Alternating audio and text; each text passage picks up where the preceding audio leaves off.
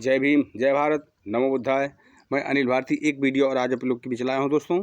और आज का मेरा टॉपिक जो है, अगली वीडियो में आप लोगों ने देखा था कि हमारे देश की सबसे बड़ी कमी क्या है और हमारा देश पीछे क्यों है।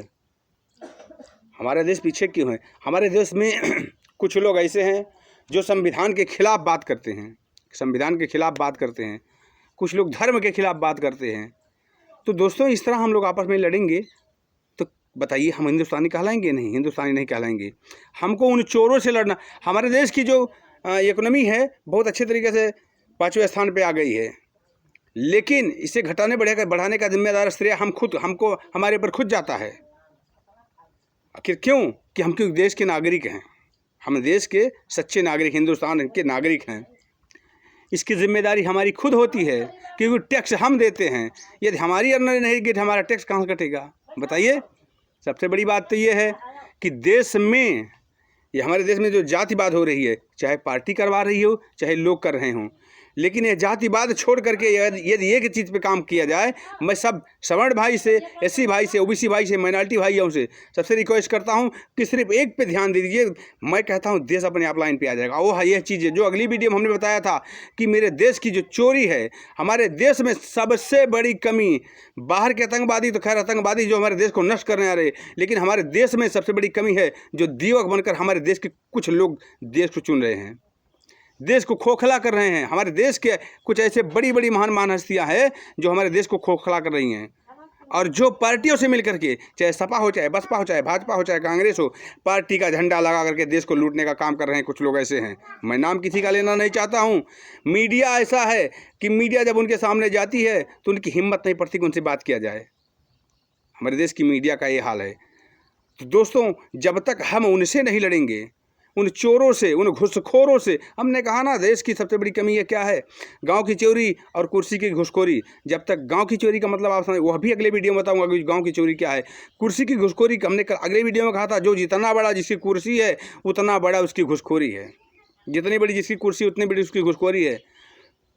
ये चीज़ हमको ध्यान देना। जब तक हम इस पर लड़ाई नहीं करेंगे तब तक हम, जान लीजिए, हम देश को बचा नहीं सकते। हम इस संविधान की बात करते हैं, हम जातिवाद की बात करते हैं, हम धर्म की बात, आपस में लड़ रहे हैं। हमने कभी सोचा है कि हमारे देश के सबसे बड़े लुटेरे हमारे देश में ही बसे हैं?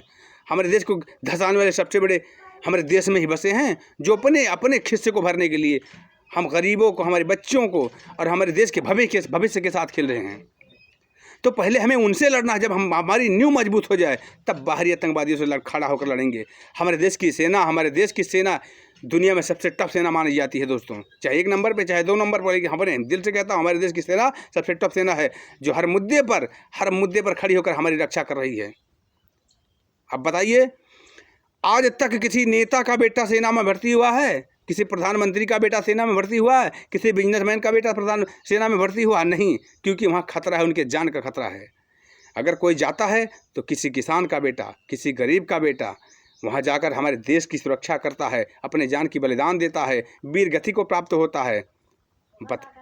और हमें लालच प्रलोभन दिया जाता है कि तुम्हारे साथ ऐसा कर दूंगा, तुम्हारे साथ ऐसा कर दूंगा। बाद में कोई पूछने वाला नहीं मिलता।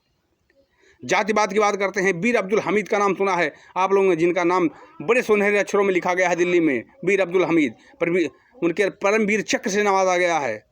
क्या हमारे देश का मुसलमान नहीं था?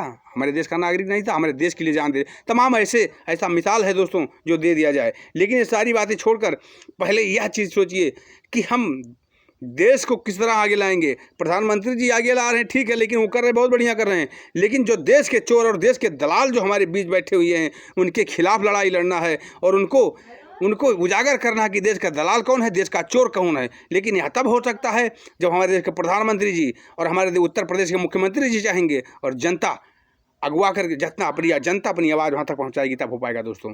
इसलिए मैं कहता हूँ कि आपस में जातिवाद की लड़ाई, ये गांव की लड़ाई छोड़िए। जातिवाद जो गांव में तमाम तरह के बच्चे हैं जो आपस में लड़ाई कर लेते हैं, मैं ये हूँ, फलाना हूँ, ढिमका हूँ, यह छोड़िए। अपने शिक्षा पे ध्यान दीजिए, अपने समाज पे ध्यान दीजिए, और सबसे बड़ा ध्यान यह दीजिए कि हमारे देश की, जिस दिन हमारे गाँव और देश की चोरी खत्म हो गई, घुसखोरी खत्म हो गई, उस दिन मेरा देश फिर से सोने की चिड़िया कहलाएगा दोस्तों। वीडियो बहुत बड़ा हो जाता है। मैं इतनी कोशिश करता हूँ आप लोग से कि मेरी वीडियो को लाइक और सब्सक्राइब करिए दोस्तों, और मेरी आवाज़ जन जन तक पहुँचाए। जय भारत, जय भीम, नमो बुद्धाय।